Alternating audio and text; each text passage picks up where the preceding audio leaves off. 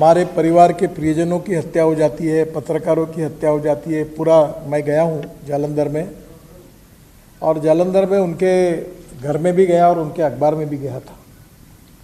और जिसमें राष्ट्रभक्ति कैसी है, तो हर साल शहीद हुए लोगों के परिवारों की मदद पंजाब केसरी की ओर से वो करते रहे।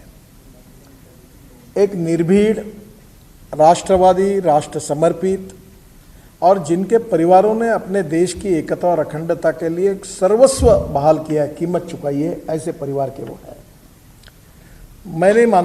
मैं नहीं समझता कि इतना त्याग और तपस्या और इतना कठोर राष्ट्रभक्त, पत्रकारिता के रूप में इतनी कुर्बानी देने वाला कोई परिवार और कोई पत्रकार हिंदुस्तान में अगर ये है तो इससे ज़्यादा कोई हो ही नहीं सकता। इतना त्याग इनका है,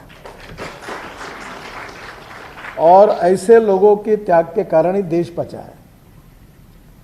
संजय नाहर जी कश्मीर में आतंकवादियों के इसमें जब अनेक घटनाएं हुई, तो कभी पंजाब में, और जिसका उल्लेख उन्होंने विर्क साहब का किया था, वो हमारे महाराष्ट्र के पुलिस अधिकारी थे और आज वो रिटायर्ड है। मुझे काफ़ी बार उनसे मिलने का मौका आता है। एक एक पंजाब के पुलिस अधिकारी ने उस समय किस प्रकार से काम किया और पंजाब को कैसे बचाया। अगर ये सब परिस्थिति में, उस स्थिति में अगर विजय चोपड़ा जी जैसे पत्रकार और हमारे रिबेरो साहब मुंबई के पुलिस कमिश्नर थे, वो उस समय उनको भारत सरकार ने मांग की, रिबेरो साहब वहाँ आए, और रिबेरो साहब के बाद हमारे दूसरे पुलिस अधिकारी जो थे पंजाब के, उनका नाम विर्क के पहले कौन थे, रिबेरो साहब के साथ जो हमारे पंजाब में, मैं उनका नाम भूल रहा हूँ, गिल KPS गिल। और लगातार इतनी कठिनाइयाँ थी और आतंकवादियों ने इतनी हत्याएं की थी कि उस समय काम करना बहुत कठिन था, डर था। केवल विजय चोपड़ा जी को डर नहीं था, इनके पूरे परिवार को डर था। पर कोई परिवार डरा नहीं, डगमगाया नहीं, कोई बाहर जाने के हिम्मत के साथ खड़े रहे और ठीक है, जो होगा सो होगा, इस देश के लिए, देश की एकता के लिए, देश की अखंडता के लिए हम जान देने के लिए तैयार है, पर देश की एकता को बचा कर रहेंगे, ये स्पिरिट उनमें था। और इसलिए स्वाभाविक रूप से ऐसे, विशेष रूप से हमारे स्वाधीनता के आंदोलन में एक एक परिवार से 3-3, 4-4 लोग फांसी पे चले गए, उन्होंने देश के लिए बलिदान किया।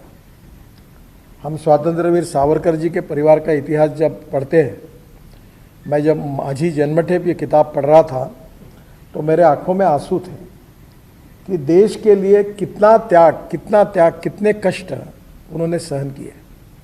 और आज हम जैसे लोगों को देश के स्वाधीन भारत में नागरिक होकर जिस प्रकार से आज हम इस स्वाभिमान से रह रहे हैं, इसका कारण उन क्रांतिकारक और देशभक्तों ने देश के लिए जो जान दी, उसके कारण हम स्वाधीन हिंदुस्तान के नागरिक बने।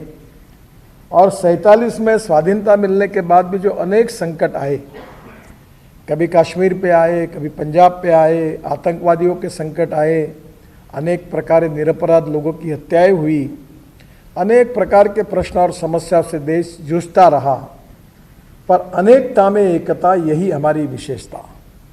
हमारा राष्ट्र हमारे लिए सर्वोपरि है, ये भाव रखकर अलग भाषा, अलग वेश, फिर भी हमारा एक देश, जात, पंथ, धर्म, भाषा, इसके सबसे ऊपर उठकर हमारे देश की स्वाधीनता को, हमारे देश की अखंडता को, जिन लोगों के कारण आज हमको ये देखने के लिए मिलता है, उस मालिका में बहुत बड़ा श्रेय जिस परिवार को जाता है, जिस व्यक्ति को जाता है, उनमें से एक पंजाब केसरी के विजय चोपड़ा जी हैं। तो उनका त्याग, बलिदान, समर्पण, परिवार का समर्पण, छोटे छोटे ये पेपर बांटने वाले हॉकर्स तक की हत्या की गई, पत्रकारों की हत्या की। आप समझ लो 62 लोगों की हत्या होने के बाद भी न डरते हुए संकल्प करके ये पूरा अभियान राष्ट्रभक्ति का उन्होंने चलाया, कोई चिंता नहीं की, उल्टा ये कहा जो होगा सो होगा। तो मैं आपको यही कहना चाहता हूँ कि ऐसे बहुत ही महान पत्रकार, और पत्रकारी वह भी ऐसी नहीं है कि किस प्रकार से पत्रकारिता की निर्भीक पत्रकारिता, लोकतंत्र का चौथा स्तंभ पत्रकारिता है। और इस भाव में रखकर कभी किसी की चिंता न करते हुए अपने विचार प्रखरता के साथ लोगों के सामने रखना, जो समाज के हित में है, देश में हित में, वही रखना, उसके साथ कोई कॉम्प्रोमाइज़ नहीं करना, ये निर्भीकता का भी प्रतीक वो है। मैं इसलिए सब बातें कह सकता हूँ कि मैं जब बीजेपी का अध्यक्ष होने के बाद यहाँ आया और जब मुझे अनेक राज्यों के दौरे करने पड़े, अनेक लोगों से मिलना पड़ा, पंजाब में अनेक बार जाने का मौका आया, तब वहाँ एक एक व्यक्ति और उसके कर्तृत्व और नेतृत्व की बात हुई। जब समाज में उसका मैंने जो प्रभाव देखा, उसके आधार पर मैं आपको ये बात बता रहा हूँ। और इसलिए महाराष्ट्र का इतिहास क्रांतिकारों का इतिहास है, समाज सुधारकों का इतिहास है। बाबा साहब अम्बेडकर, महात्मा ज्योतिबा फुले, राजर्षि शाहू महाराज, इन्होंने समाज सुधार का एक बहुत बड़ा इतिहास महाराष्ट्र को दिया है।